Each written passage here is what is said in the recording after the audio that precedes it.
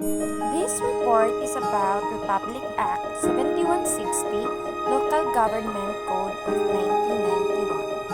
1991, prepared by Section 2, Group 1. Good day everyone. I'm Mayet Palo from Section 2. I'm going to report about the Republic Act number 7160. Chapter 1, the Code, Policy and Application, Section 1, titled, This Act shall be known and cited as the Local Government Code of 1991. Section 2, Declaration of Policy. It is hereby declared the policy of the state that the territorial and political subdivision of the states shall enjoy genuine and meaningful local autonomy to enable them to attain their fullest development as self-reliant communities and make them more effective partners in attainment of national goals. Towards this end, the state shall be provided for a more responsive and accountable local government. Structures institute through a system of decentralization whereby local government units shall be given more powers, authority, responsibilities, and resources. The process of decentralization shall proceed from the national government to the local government units. Section 3, Operative Principles of Decentralization. The formulation and implementation of policies and measures on local autonomy shall be guided by the following operative principles. A. There shall be an effective allocation among the different local government units of their respective powers, function, responsibilities, and resources. B. There shall be established in every local government unit an accountable, efficient, and dynamic organizational structure and operating mechanism that will meet the priority needs and service requirements of its communities. Section 4, Scope and Application. This code shall be applied to all province, cities, municipalities, barangays, and other political subdivision as may be created by law, and to the extent herein provided, to officials, offices, and agencies of the national government. Section 5, Rules and Interpretation. In the interpretation of the provision of this code, the following rules shall apply. A. Any provisions on the power of local government unit shall be liberally interpreted in its favor, and in case of doubt, any question thereon shall be resolved in favor of devolutions of power of the lower local government. Any fair and reasonable doubts as to the existence of the power shall be interpreted in favor of the local government unit concerned. I am going to explain about from the chapter 1. The Local Government Code of the Philippines, officially known as the Republic Act number 7160, is a comprehensive law enacted in 1991 that governs the organization and functioning of local government units in the country. It covers a wide range of topics related to local governance, including local government structure, powers, and responsibilities. Here is an example of how the Local Government Code of 1991 might be applied. Let's consider a province in the Philippines governed under the Local Government Code. The code provides for the creation of local government units such as province, cities, municipalities, and barangays, villages.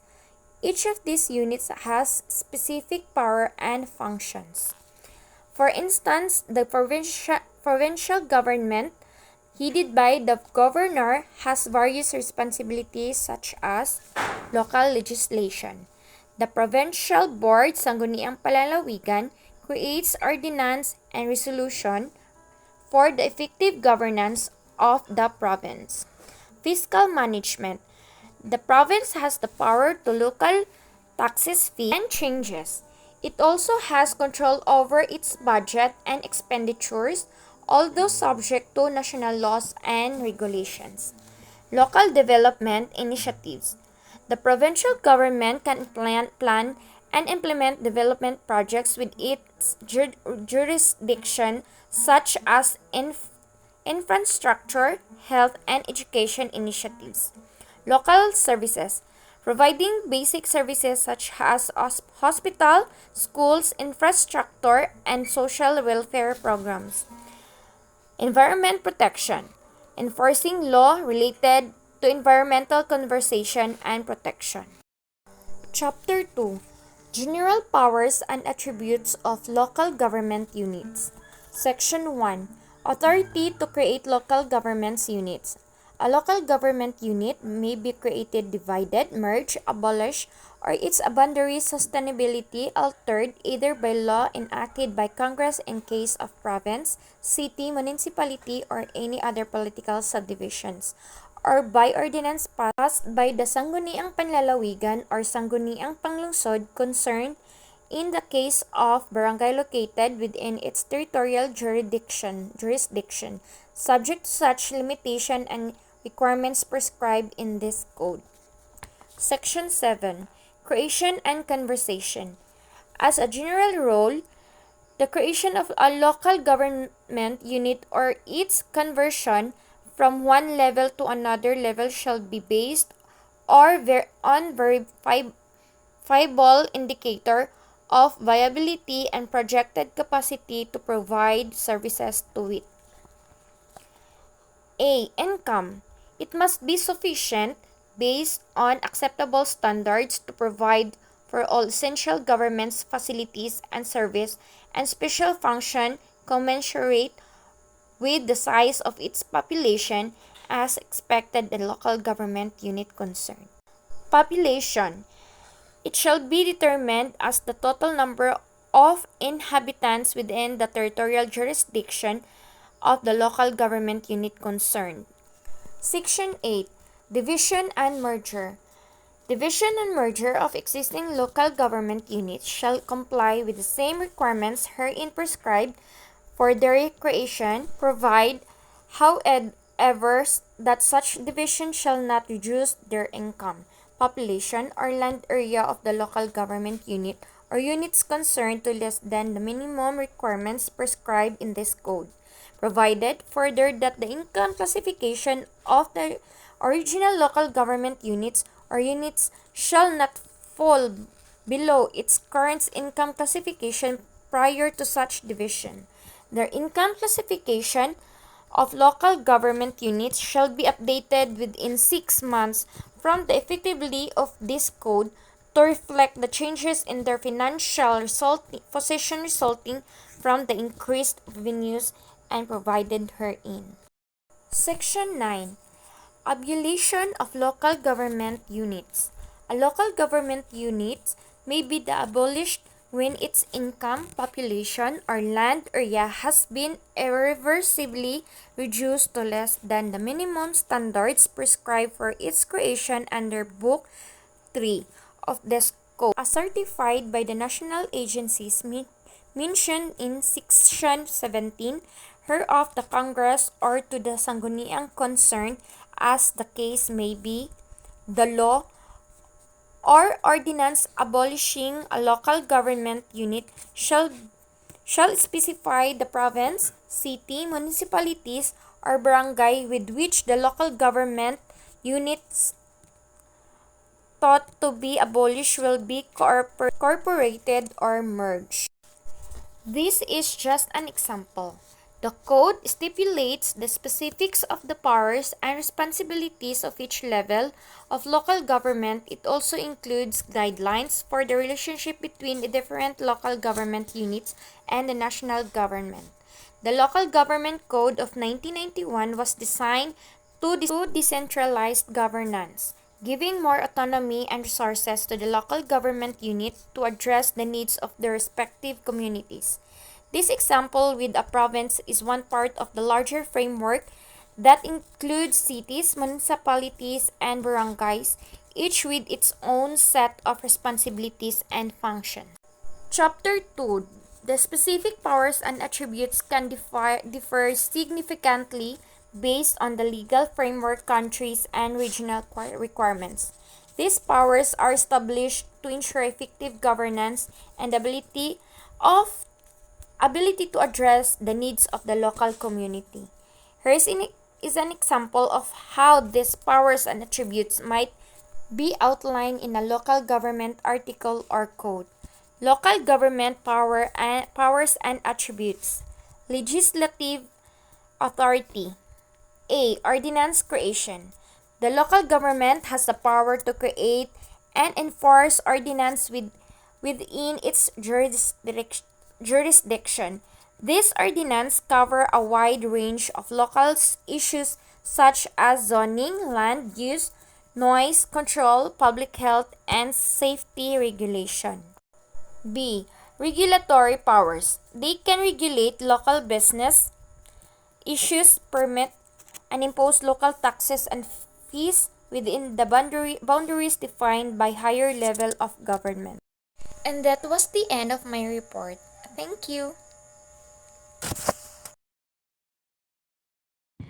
Republic Act No. 7160, an act providing for a local government code of 1990. Also known as the Local Government Code of 1991, is a law in the Philippines that outlines the framework for local governance. Book 1, Article 3 of this law pertains to the Declaration of Policy.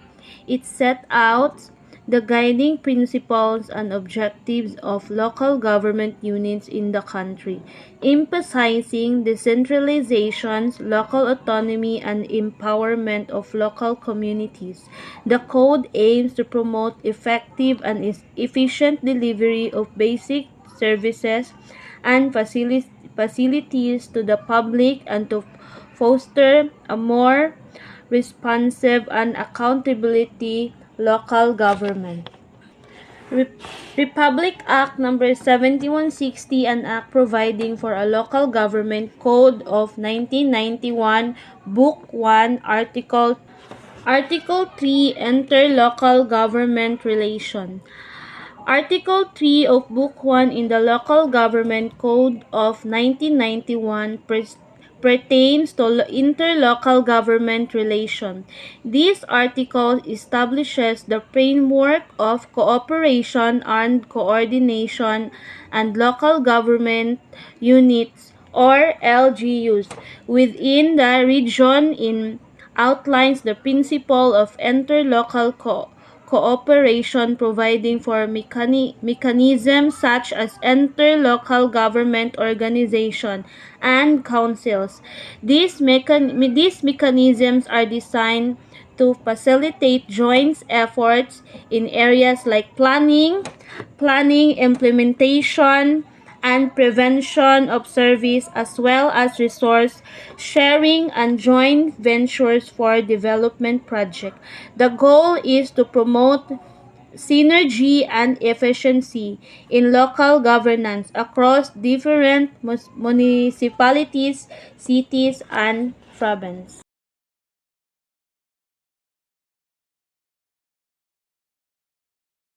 Title 2, Elective Official.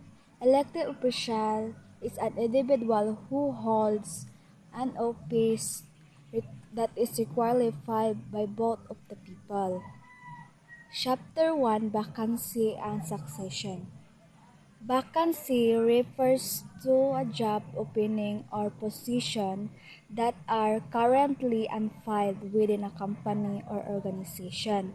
When a position becomes vacant, it means that HAB is a need to hire someone new to fill that one. Vacancy can occur due to various reasons, such as resignators, vacancy to attract candidates, then to through recruitment and selection process to find the most person for the job. Succession in the business context refers to the process of planning for the future leadership and management of a company or organization. Succession planning involves identifying and developing potential candidates who can step into key leadership position when the current retire, resign, or move on. Chapter 2: Qualification and Election.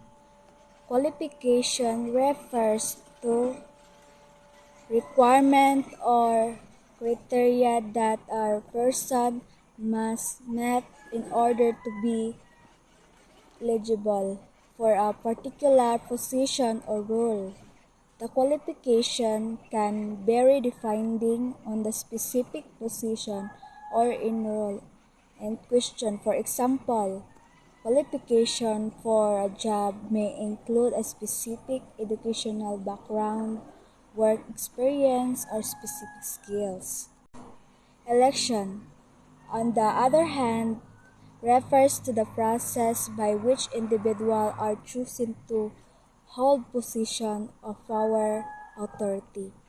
Election is a typical used to select government officials, such as president, mayors, or member of parliaments. The specific roles procedure for election can vary depending to the level of the government.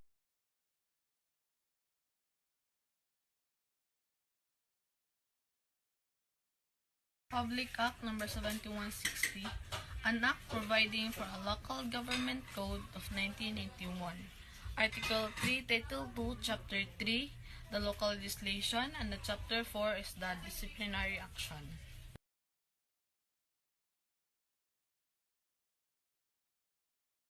Article 3, Title 2, Chapter 3, the local legislation.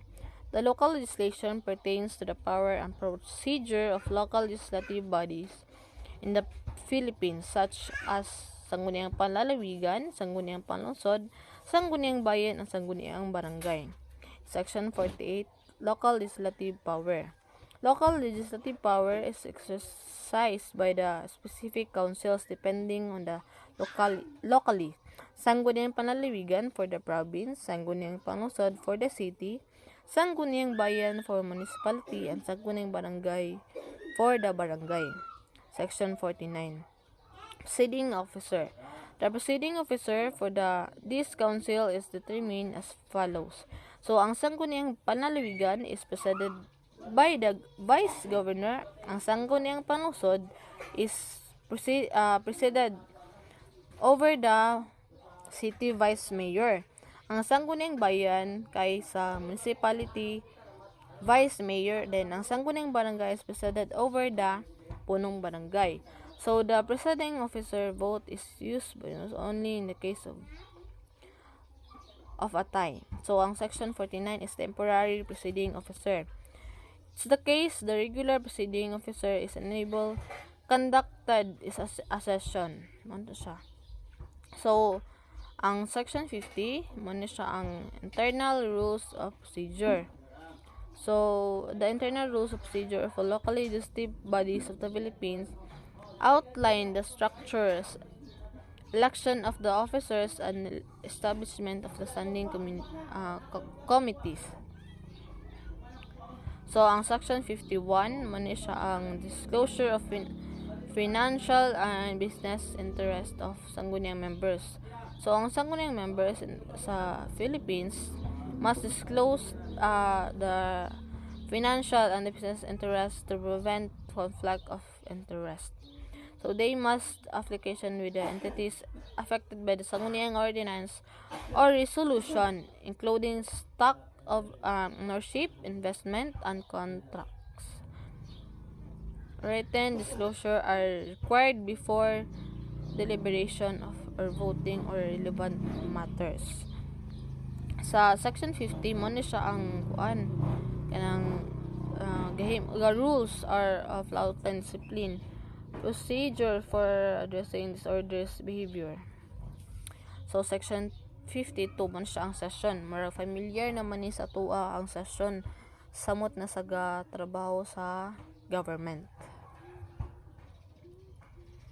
Muna siya ang outline. So, on Section 53, in the Philippines, a quorum is required for sangguniang session to conduct official businesses. If a question, the presiding officer must announce the result. If no quorum is established, the presiding officer can declare a recess or adjourn without police assistance. If quorum is not met, no business can be conducted and to proceed the adjourn. So, in Section 54, ordinance passed by the Sangguniang Panlalawigan, Sangguniang Panlusod, or Sangguniang Bayan in the Philippines are approved by the provincial governor or the municipal mayor. If approved, the local chief executive sign it. If not, they can veto it, which can be forbidden by 2/3 vote of Sangguniang members or Sangguniang Barangay Ordinance required majority approved. Dapat majority gyud aron kuan siya sa approve, then signed by the punong barangay. So in Section 55, the local chief executive in the Philippines has the power of veto ordinance passed by the Sangguniang Panlalawigan, Sangguniang Panlusod, or Sangguniang Bayan. If they believe the ordinance is beyond their authority or harmful to public welfare, they must provide written reason for the veto. Sangguniang can override the veto with a 2/3 vote, but it can Title 7, Local Peace and Order Council. The Local Peace and Order Council, LPOS, is the key components of Republic Act 7160, also known as the Local Government Code of 1991 in the Philippines. The LPOS is established at both the provincial and city municipal levels. Its primary purpose of to ensure the maintenance of the peace and order within their respective areas of jurisdiction.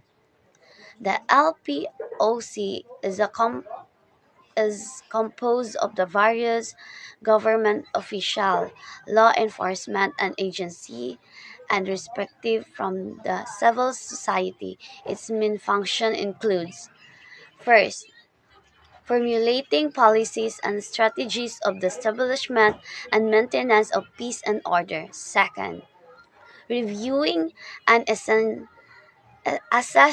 the peace and order situation in the locality. Third, recommending measures to improve and enhance peace and order as well as public safety. Fourth, coordinating efforts among different agencies such as the police, military, and local government units to address peace and order concerns. The Local Peace and Order Council, established under RA 7160, serve as a mechanism for promoting and maintaining peace and order and local government level in the Philippines. It brings together various stakeholders to address security concerns, develop policy, and coordinate activities and contribute to a safe and secure environment for the community. Title 8, Autonomous Special Economic Zone. Local Autonomous Special Economic Zone in the Republic Act 7160, also known as Local Government Code of 1991 in the Philippines. The Local Government Code primarily deals with the contribution of powers, responsibilities, and resources between national government and local government units. This law provides the legal framework for the establishment, operation, and management of the Special Economic Zone, which are designated areas where business can enjoy various incentives and benefits to promote economic development.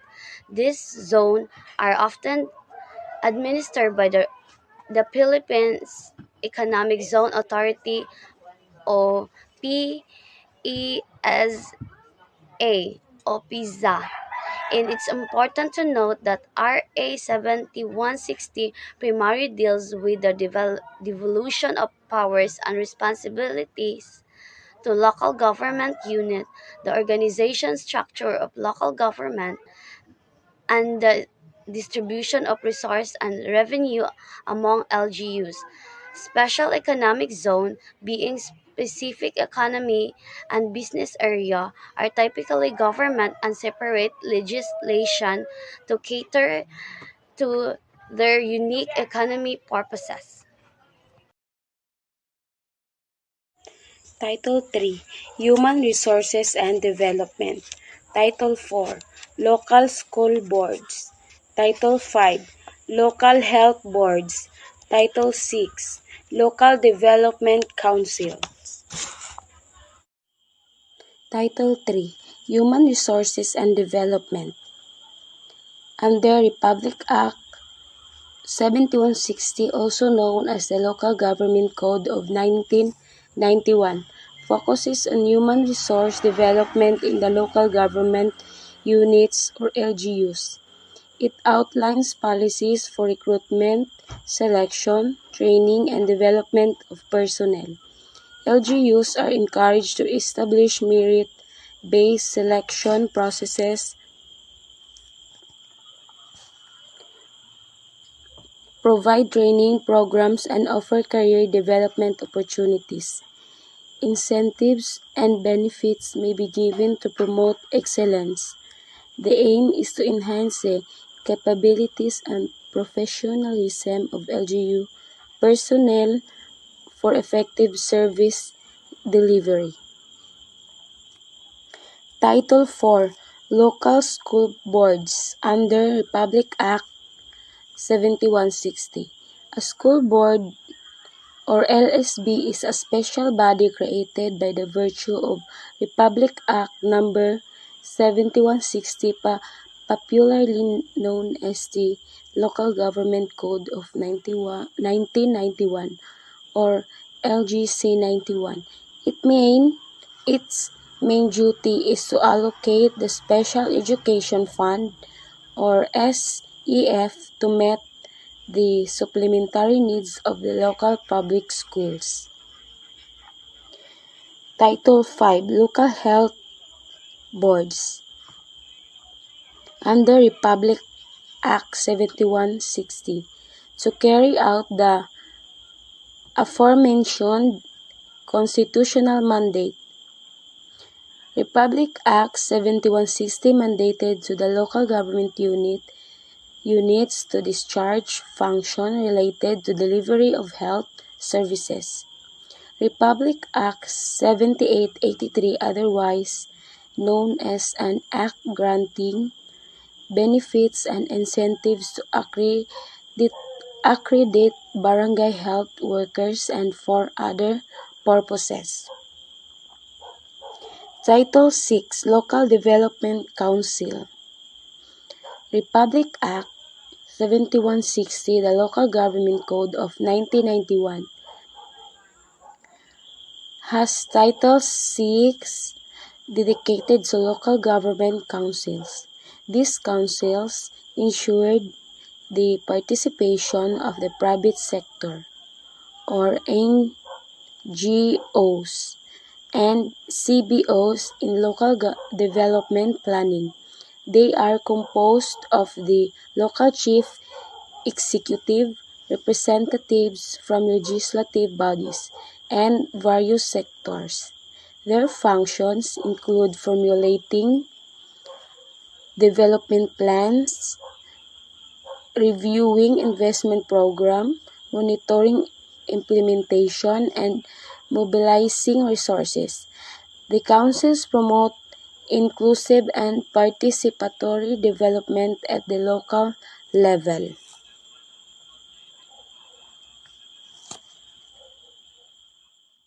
Act number 7160, Title 7, Local Peace and Order Council, Title 8, Autonomous Special Economic Zones, and Title 9, Other Provisions applicable to local government unit. Republic Act number 7160, Title 7, Chapter 5, Title 7 of Book 1 of the Local Government Code focuses on the establishment of local peace and order councils or LPOCS. Republic Act No. 7160, the Local Government Code of 1991, established Local Peace and Order Councils or LPOCs. These councils found at different levels of local government, coordinate government agencies, NGOs, and community representatives to maintain peace and order. LPOCs formulate plans, policies, and programs, address crime prevention and disaster response, and promote public safety. They have the power to review situations, recommend measures, and monitor implementations. Regular meetings and reportings are required. The LPCS aim to foster collaboration for community safety and well-being. Republic Act No. 7160, Title 8. Title 8 of Republic Act No. 7160, the Local Government Code of 1991, covers autonomous special economic zones. ESEZs are designated areas with their own governance structures and specific incentives to promote economic development and attract investments. This section of the law outlines the process of creating ESEZs, their powers and functions, governance structures, and the incentives and benefits they offer. The objectives is to stimulate economic growth and generate employment opportunities in strategic locations in the Philippines. Republic Act No. 7160, Title 9. Title 9 of Republic Act No. 7160, the Local Government Code of 1991, contains provisions applicable to local government units or LGUs. It covers areas such as personnel management, budgeting, local development councils, facilities, and equipment. Record and archives the miscellaneous provisions on interlocal cooperation, disaster management, and public safety. The provisions aim to ensure efficient and accountable governance. The settlement of boundary disputes is a complex process that typically involves negotiation, legal considerations, and sometimes international arbitration. Here are some general steps and methods that can be employed in the settlement of boundary disputes. Number 1 is the negotiation. The first step in resolving a boundary dispute is often through direct negotiation between the parties involved. This can include bilateral talks, mediation, or facilitated discussions. The goal is to find a mutually acceptable solution that addresses the concern and interest of all parties. Number 2 is the legal framework. Parties may refer to existing legal frameworks such as international treaties, agreements, or domestic laws to guide the settlement process. The legal instrument may outline principles or procedures for solving boundary disputes and can provide a basis for negotiation. Number 3 is boundary surveys and mapping. Boundary disputes often require accurate surveys and mapping of the disputed area. Surveying techniques can help determine the historical boundaries, physical features, and other relevant factors that contribute to defining the disputed boundary. Number 4 is the expert analysis. Parties involved in a boundary disputes may seek the expertise of professionals such as land surveyors, cartographers, geographers, or legal experts. These experts can provide technical analysis, historical research, and legal interpretation to support the settlement process. Number 5 is international arbitration. In some cases, parties may agree to submit the boundary dispute to international arbitration. This involves appointing a neutral third party or a panel of arbitrators who will hear the arguments and evidence presented by both sides and issues a binding decision or award. International arbitration can provide a formal and enforceable resolution to the dispute. Diplomatic channels. Number 6. Diplomatic channels. Boundary disputes between countries often involve diplomatic negotiation and engagement between governments. Number 6 is diplomatic channels. Boundary disputes between countries often involve diplomatic negotiation and engagement between governments. Thank you for watching. God bless.